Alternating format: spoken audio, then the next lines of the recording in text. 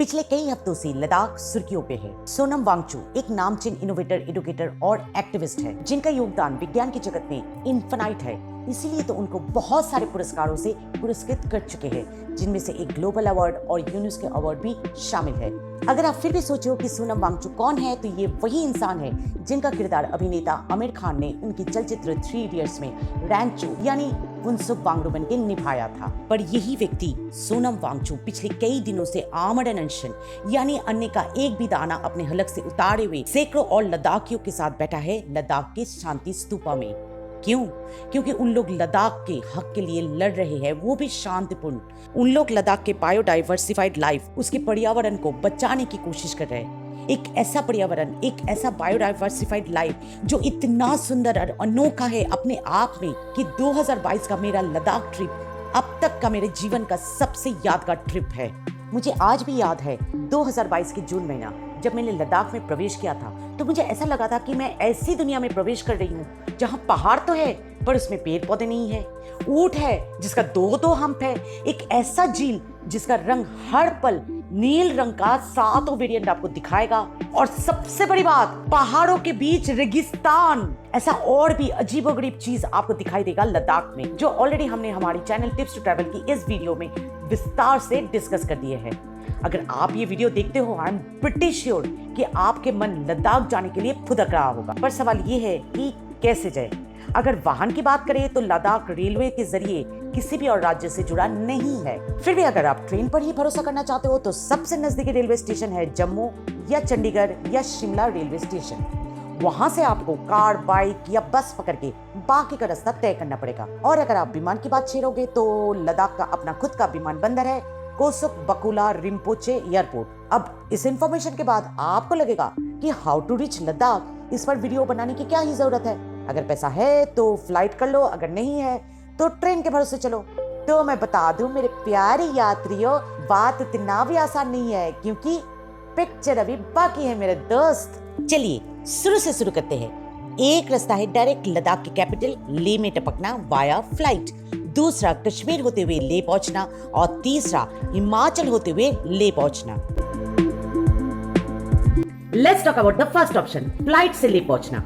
Well, problem इस option में ये है कि लद्दाख एक हाई ऑल्टीट्यूड स्थान है जहां ऑक्सीजन लेवल बहुत ही कम है। ऐसे में अगर आप लद्दाख डायरेक्टली पहुंचते हो तो AMS यानी एक्यूट माउंटेन सिकनेस, जिसमें सर चकराता है, उल्टियां महसूस होता है या उल्टियां डायरेक्ट हो जाता है, और सबसे बुरी बात है ब्लैकआउट्स, ये सब होने से आपको कोई नहीं रोक पाएगा। नतीजा, आपका ट्रिप बर्बाद।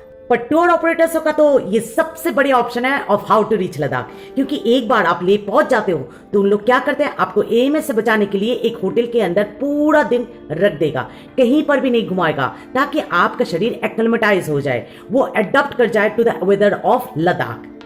पर इस चक्कर में आपका पैसा बर्बाद हो गया। एक सारा दिन आपने पैसा दिया पर कहीं पर भी घूम नहीं पाए। मजे की बात यह है कि आप इस मामले में कुछ कर भी नहीं सकते हो, आपका टूर ऑपरेटर्स का बात मानना ही पड़ेगा। आप उनके साथ कोई भी मनमानी नहीं कर पाओगे, क्योंकि आप मनमानी तो कर रहे हो पर आपका सेहत, आपका शरीर आपका साथ नहीं देगा इस मनमानी में। शॉर्ट में बोलूं तो इस ऑप्शन को आप बुला सकते हो बत्ती गुल मीटर चालू। अब आते हैं दूसरे ऑप्शन पे, यानी शिमला या चंडीगढ़ रेलवे स्टेशन से मनाली पहुंचकर वहां से कैब, बाइक या बस पकड़ के लेह के लिए रवाना होना। अब ये जो लेह मनाली हाईवे है ना, इस रूट पे है 4 दिक्कतें। पहली बात तो ये है कि ये रूट इतनी बड़ी है कि बीच में कहीं ना कहीं आपको रात के लिए हॉल्ट लेना पड़ेगा। 3 स्पॉट्स है हॉल्ट लेने का, केलोंग, जिस्पा और सच्चू। अगर आप केलोंग या जिस्पा में रुकते हो तो it is just the beginning of the highway, मतलब दूसरा दिन आपको ऑलमोस्ट 9 से 9.5 घंटे का रास्ता तय करके लेह पहुंचना पड़ेगा। पर अगर आप सच्चू में रुकते हो तो दूसरा दिन का जर्नी सिर्फ 7 घंटे का होगा। पर सच्चू में रुकने का मतलब है AMS के चपेट में आ जाना, तो घुमा फिरा के तो वही बात हो गई ना। दूसरी प्रॉब्लम इस रूट का ये है कि यहाँ लैंडस्लाइड्स काफी होती है, स्पेशली बरसात के मौसम में, और ये वही मौसम है जब रोहतंग पास यानी लेह मनाली हाईवे खुलता है, यानी जब आप जाने की सोच रहे हो तभी लैंडस्लाइड होकर रास्ता बंद हो जाती है। और तीसरी प्रॉब्लम है ऑल्टीट्यूड प्रॉब्लम।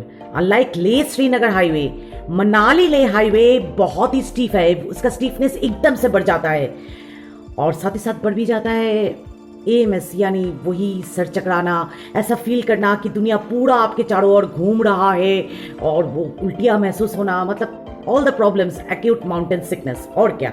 और चौथा प्रॉब्लम है लद्दाख के आइटिनरी का। सोमोडेरी लेक लद्दाख का एक बहुत ही खूबसूरत झील है जो कि हिमाचल के बॉर्डर के करीब है। पर अगर आप इस लेह मनाली हाईवे से डायरेक्ट सोमोडेरी झील पहुंचने का प्रयत्न करते हो तो एएमएस के चलते आपकी जान की जोखिम भी हो सकती है। इनफैक्ट हो सकती है नहीं, होगा ही। जबकि अगर आप इसका पूरा उल्टा करते हो, मेरा मतलब है लेह श्रीनगर हाईवे से प्रवेश करते हुए पूरा लद्दाख घूमकर सोमोडेरी झील देखकर लेह मनाली हाईवे से एग्जिट मारते हो, तो इस नास पीटे एएमएस की चपेट में आने का चांसेस ऑलमोस्ट नील या ना के बराबर या सिर्फ 5% ही रह जाती है। तो आ गए हम लेह श्रीनगर यानी तीसरी route option to reach Ladakh. इस रूट का बेनिफिट ये है कि ये ग्रेजुअली ऑल्टीट्यूड पकड़ता है, यानी धीरे धीरे ऊपर चढ़ता है। मतलब आपको महसूस ही नहीं होगा कि कब आप श्रीनगर के 6070 फीट समुद्र तल से लेके 11,562 फीट समुद्र तल पे पहुंच गए हो। आपका शरीर भी एक्लेमेटाइज होते होते ऊपर चढ़ेगा, और जब आप लेह पहुंचोगे तो वहां का लो ऑक्सीजन लेवल आपको 1% भी हिला नहीं पाएगा। और ये मैं दावे के साथ बोल रही हूँ क्योंकि हमारे साथ हमारी ट्रिप में था 2 सीनियर सिटीजन, दोनों ही इनहेलर नियमित रूप से लेने वाले प्रिस्क्राइब पेशेंट थे। फिर भी हम लोगों को कोई दिक्कत नहीं हुई उन लोगों की सेहत को लेकर। हाँ, हम लोग ने एक रात हॉल्ट किए थे कारगिल में, उससे इस रूट का जो दूसरा बेनिफिट वो हमें हासिल हुआ, और वो एक नहीं 2 बेनिफिट है। पहला बेनिफिट तो ये है कि कारगिल के मेमोरियल पे हम दे पाए हमारी 20 शहीदों को श्रद्धांजलि, और एक रात का ब्रेक लेने से हमें मिला दूसरे दिन जर्नी के लिए फुल एनर्जी।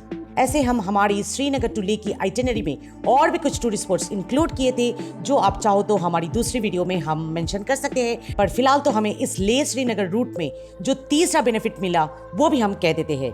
लैंडस्लाइड यहाँ ना के बराबर होती है, और चौथा फायदा ये है कि ये रूट चुनने से हमें मिला best of both worlds, entry through Leh Srinagar का बेनिफिट और एग्जिट थ्रू लेह मनाली की खूबसूरती। क्योंकि जब हम लेह मनाली से बाहर आते हैं तो प्रीवियसली मेंशन जो भी प्रॉब्लम हमने बताया था, जैसे कि एएमएस, सर चकराने का प्रॉब्लम, वो नहीं रहता है, क्योंकि इस बार आप ऊपर चढ़ नहीं रहे हो बल्कि ऊपर से नीचे उतर रहे हो।